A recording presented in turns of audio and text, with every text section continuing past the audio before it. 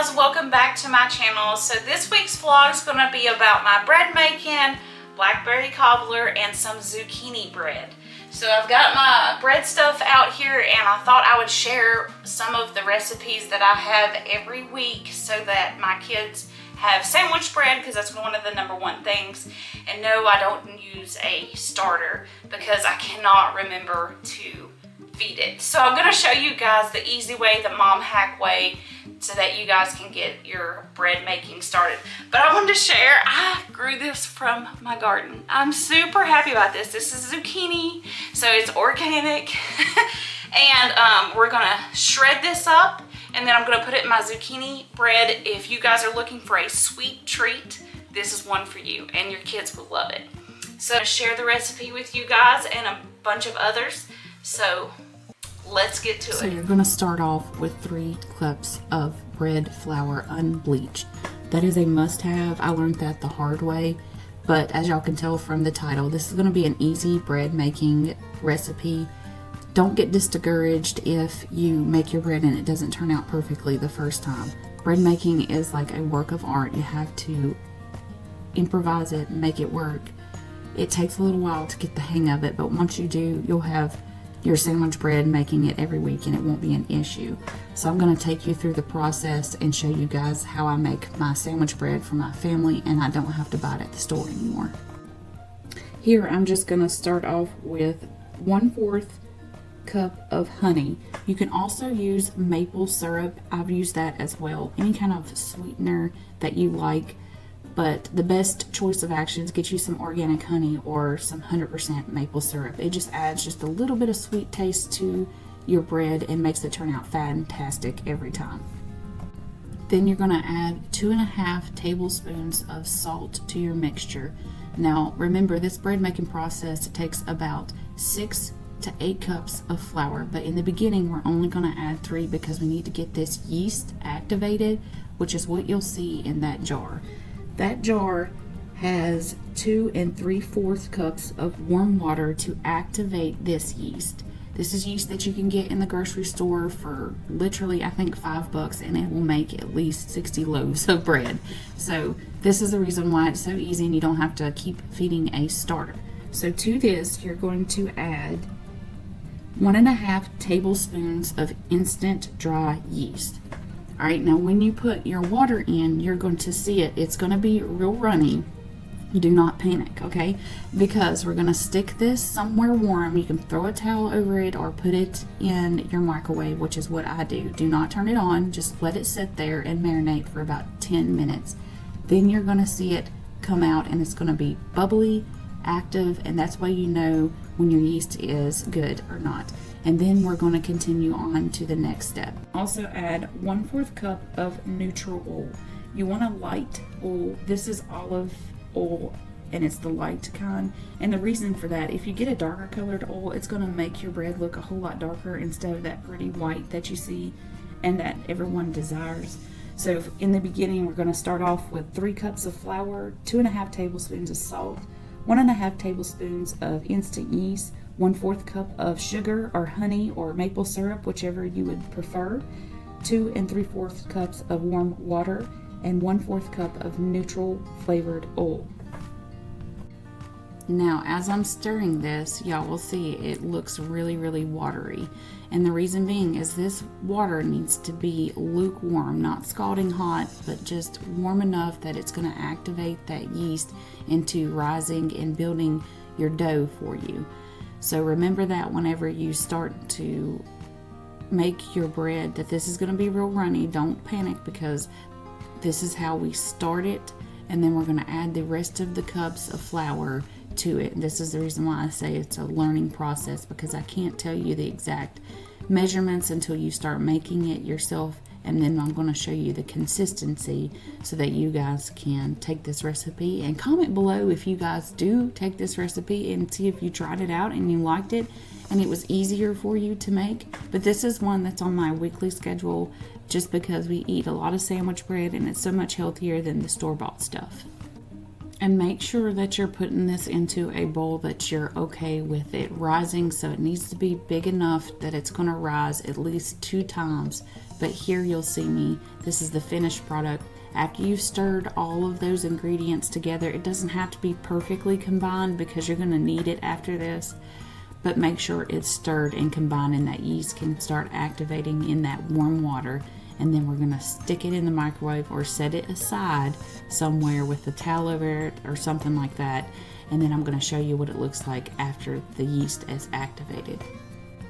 So that's what it looks like. It's going to be really bubbly and very active. It will be a little bit rose, just a little bit. So here's the important part. Here's where you're going to add your other 3 cups of flour. Start off with that. Depending on the temperature of your house, depending on how much yeast you used and stuff like that. That's why I tell you I can't tell you exact measurements, but it's around about 6 to 8 cups total, all combined together. But after you have your yeast activated and everything's combined, that's when you're going to add the last 3 cups of flour. And then we're going to mix this all together, and I'm going to show you the consistency it needs to be in order to knead this bread. So after you start combining this together, you're going to start to see it stick to the sides. Notice that I'm not using a mixer. You could totally do that if you have one, but I'm showing you guys the easy way because I don't have a mixer. I hope to have one in the future, but this is how I do it, and I wanted to show my moms out there or whoever's trying to make bread that it is possible to do it with all the fancy stuff without it. So right here I'm showing you, see how it's still sticking to the bowl? We don't want that. So that's why I tell you we can't exactly tell you how much flour to use. But this is where I started my 6. So here we're at 6 cups. So now I'm just adding just a little bit of flour, and then I'm going to stir some more. What I'm looking for is it not to stick to the spoon and not to stick to the sides of the bowl. And that's how you get your perfect dough ball without the hassle of, you know, having it stick to your fingers. This is the perfect consistency. See how I'm rolling it? And the reason why I'm doing that is because I'm kneading in that flour, and I'm big on not dirtying more dishes or having to clean off your counter because you've got a bunch of flour on it. So I do it all in this bowl before I take it out to knead it. It will have to be kneaded, but I'm trying to show you guys the consistency. See how it's still sticking? And I'll pick a little bit of it up. If it's still sticking to your fingers, you're going to add just a little bit more flour. And what you're looking for is the perfect ball where it doesn't stick to the spoon, it don't stick to the sides of your bowl, so that you can be able to knead it in a perfect little round circle, and that will cause your yeast and all of your flour to activate and be put together. Now keep in mind, whenever you start to do this roll, you'll notice that it is a little bit tough every time you start to stir it. That's what you're looking for. You're looking for that toughness and where it doesn't stick to your spoon or the sides of your bowl. Okay, now that it is all combined together, you see how it's starting not to stick. I'm going to do one more test. It's still sticking to my fingers, so I'm going to add just a little bit more flour. And each time I'm adding maybe a half a cup or a fourth of a cup, just enough to where I can combine it back together and it not start to stick. So here's the final drop. One of my tips and hacks is if you don't want to clean your countertops off, you're going to put wax paper, parchment paper, whatever you have that will fold up and throw away in the trash, because it is a mess whenever you put it on your counter. So you're just going to add just a little bit of flour so that it doesn't stick to the parchment paper, because as you start to knead this, you'll notice that it starts to stick again, because this is a very rich bread recipe. That's the reason why we do that. So put your parchment paper down, and then you're going to knead this for about 9 to 10 minutes. So I just set a timer and keep rolling and keep rolling and keep rolling, picking up the sides and pushing it in, picking up the sides and pushing it in. The reason why I'm showing you guys this is because I haven't seen a YouTuber on here make it without a stand mixer and the process of kneading and what it takes to activate all of that yeast into that bread. This is the quick, easy mom way. I don't have time to feed a starter, so I'm just going to show you guys how I do it, and I make this at least once or twice a week. Now that you've got it all kneaded for 9 minutes, you're going to put it back into a bowl that you're okay with it rising. Make sure that you oil the bottom and the sides of this, because as it rides, you don't want it to stick to the sides whenever you get ready to dump it. I always add just a little bit of oil to the top of this because I'm going to cover it with either a damp towel or plastic wrap, whichever you prefer, so that it doesn't stick to that. But this is going to be your first rise. This bread rises twice before you bake it. First is in the bowl, so we're going to put it into the microwave or set it to the side, whichever you prefer, for an hour, and then we're going to come back to it. Okay, so here's the finished product. I don't know why I get so excited every time I see this rise, but it just means that I accomplished the first rise, which is a big accomplishment if you're making bread. But after it's set in the microwave or wherever you put it to the side, you're going to take it out and we're going to butter or oil, whichever you prefer, our pan. I did one metal and one glass. Just make sure that you put some type of butter or oil, because I have made the mistake of not putting this in here and my bread would stick and fall apart whenever it's done baking. Okay, so now to the second rise. We're saving dishes. That's the whole reason why I'm doing this easy recipe. Most people at this point, they'll take it out and knead it. I do it inside of the bowl. So all I'm doing is taking the edges and folding over, and this creates the roundness. The more rolls that you have inside of your bread, the better it's going to bake. And this makes 2 recipes. So I'm just splitting that dough in half, and I'm going to knead it underneath each other, creating a log. So all I'm doing is picking the corners and pulling it under, picking the corners and pulling it under. Basically, I'm rolling the dough and rolling it and rolling it. This is how you get your perfect sandwich bread. The more rolls that it has into it, the better it's going to bake and rise. And I just form it into a log so that it will bake perfectly. And then I'm going to do the second one. Now, the reason why I have one metal one and one glass one, I'm going to explain to you. If you do it in a metal pan, you're going to have a harder crust. If you're going to do it in a glass pan, it'll have a softer crust. No one talks about that, so I thought I would do it one in each in case you guys only have a glass pan or you only have a metal pan. But this is going to be your second rise. It'll be actually in the loaves of pans that you're going to use to bake them with. So here you'll just see me rolling all of that together. You can see they roll right there into a log, and then I'm going to put it into the pan. It's okay if it's a little bit sticky, just leave it that way, because you're going to add just a little bit of oil to the top of this so that whenever you bake it or it rises for the second time, it doesn't stick to your towel or whatever you've designated to put over top of it. Is it plastic wrap? Definitely put some oil on top of it. But I'm just going to add my towel to the top of this. This is lukewarm. This is stained, so don't worry about that. But then we're going to add this to our second rise. Now this is going to rise for about 30 minutes to an hour. Keep checking on it, and I'm going to show you what you need it to look like before you put it into the oven. It needs to rise just above the pans so that it will bake perfectly. Okay, so now it has rised for about 30 minutes. That's how long I did mine. You see how it's just right over the edge? That's perfect. That's what you want before you put it into the oven. And I'm going to show you the one in the metal pan. So it's just above the metal, and that's the way you want to do it in the oven. So put it on 350 and bake for about 30 to 42 minutes. I find that the perfect time in the glass and the metal pan is 42 minutes for me. If it comes out and the bread is a little gummy in the middle, stick it back in the oven for like 10 minutes. But look how perfect they turned out. So you're going to let these sit on a cooling rack either overnight or about an hour before you eat them. The reason why we want to wait about 30 minutes to an hour or overnight is because if you cut into the bread before then, it'll cause your bread to not be as soft in the middle, and that's what we're looking for. Moving on to the blackberry cobbler while we wait for that bread to cool down.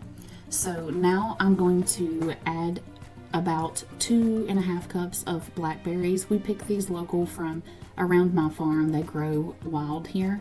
So you're just going to add your 2.5 cups of blackberries and about a cup or 2 cups of sugar, depending on how sweet you like it. And then we're going to toss this into a bowl to start cooking. So now that you've got all that mixed together, you're going to get you a pot or a pan or whichever you desire.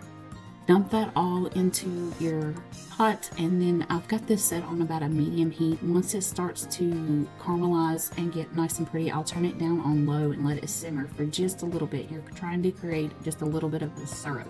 So now that you have your syrup on the stove and starting to cook, or your blackberries, you're going to slice you off a piece of butter. Now, I am a big advocate for looking to see what is in your butter. This is Amish made butter and it's made purely from milk. So just put that in your cast iron and you're going to heat it up in your oven for just about 5 minutes.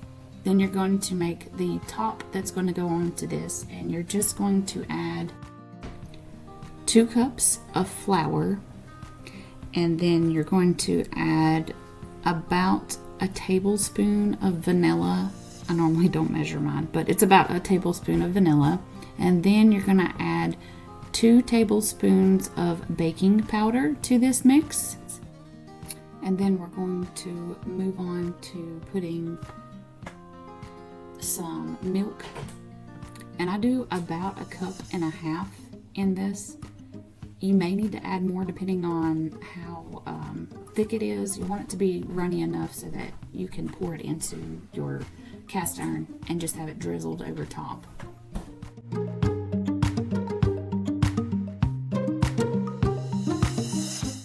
Next, you're going to add your cup of sugar. Depending on how sweet you like it, we normally just put 1 cup of sugar because you've already got sugar in your blackberries and syrup. You guys that are just starting out making stuff from scratch, don't get discouraged. Just take your time. If it takes you a couple of tries to make it, just do it. It's well worth it, and it tastes so much better than store-bought stuff.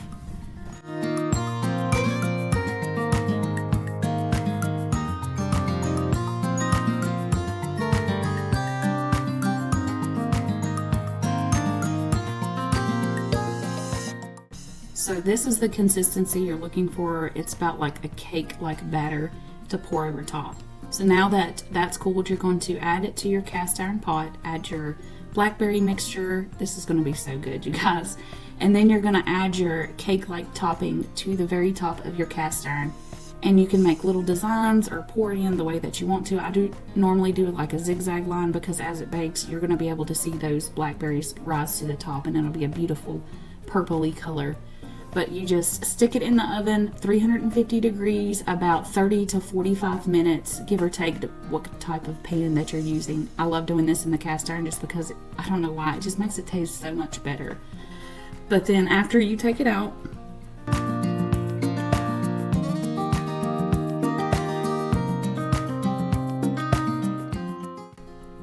look at that. Perfect every time. But after you take this out, you're going to want to let it cool for at least 20 to 30 minutes. And then I add just a little bit of brown sugar to the top of mine. You can totally stick this back in the oven and let it caramelize on the top just a little bit.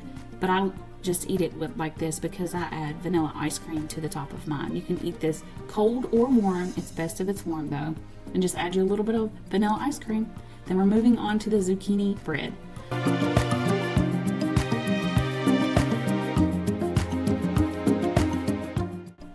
I told y'all this is going to be jam-packed with recipes. This zucchini bread is a sweet treat that you guys can eat all week long. It stays fresh for about 7 days. If you put it in the fridge, it'll stay fresh for about 2 weeks. But all you're going to do is get your cheese grater and grate up your zucchini. Typically, if you get 1 zucchini, it's about 2 cups, but don't worry if you have more than 2 cups because you can stick this in eggs, omelets, whatever. Philly cheesesteaks, I've done that also. But moving on, we're going to add 3 eggs to a bowl and we're going to whisk these until they're frothy.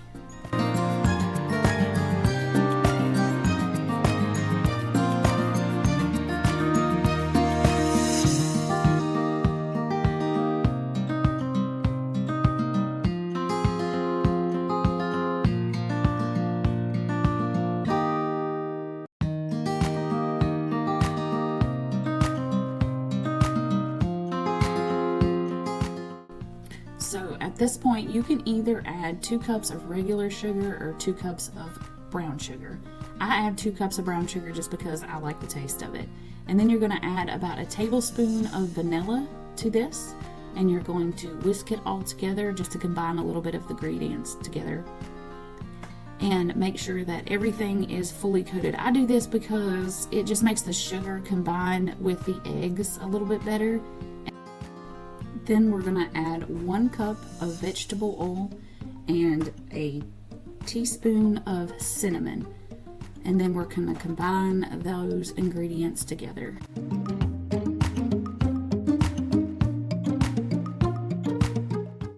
Then we're going to add in 2 cups of flour. This already has the baking powder in it because it's cake flour, but if you don't have cake flour, add a tablespoon of baking soda. Now for the main ingredient. You're going to add in your 2 cups of shredded zucchini, and your kids will never know that this has vegetables in it. It's a sweet little cake. You could actually add some vanilla icing if you wanted to take this a little bit further, but I just eat it as is. I'll have a slice of it in the morning or just for snack time, or if the kids want a sweet snack throughout the week. It's healthy. It is sugar filled, but it does taste so good, and it's so much better than the store-bought stuff. So there you'll see it's just like a cake-like consistency.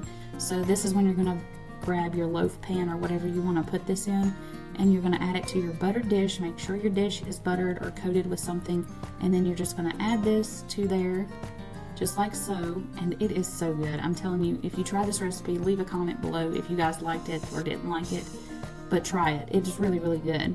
And then you're going to put this in your oven, a 350 degree oven, for about an hour, give or take. You know, do the toothpick test. If it comes out wet, it needs to go for another 10 minutes.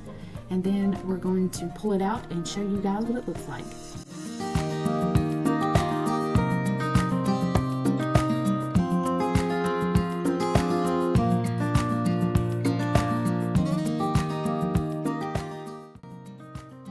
Look at that. This is the final touch. This is like an old-time recipe. I don't see very many people making this. I got this recipe from a friend of mine. God bless her soul, because I have been hooked on it ever since. But y'all comment below if y'all try this recipe and what y'all think. You're going to put this on a cooling rack for about 30 minutes. Now let's see what this bread looks like, y'all. Okay, so it's the next morning, and I let these sit on a cooling rack overnight after about 30 minutes when the metal pans and the glass pan. So I did it in 2 different pans because the metal pan will give you a harder crust, as you can tell, and the glass pan will give you a softer crust. So I did it 2 different ways so that you guys can see. But from here, if you're not going to eat it for 5 days, because I would say about a week, 5 to 7 days, these go bad. So go ahead and eat whatever you're going to eat. I always leave one out, and then I'll put the second one inside a Ziploc bag, and then I'll stick it in the freezer, and whenever I'm ready to eat it, I will pull it out, let it thaw, and then you can eat it just like it was cooked fresh from the oven. So that's why I make 2 at a time. But my family eats this in 7 days.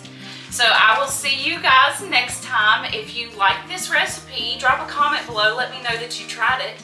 Subscribe, like, comment, do all the things so that you guys can be notified whenever I upload a brand new video. And I will see y'all next time.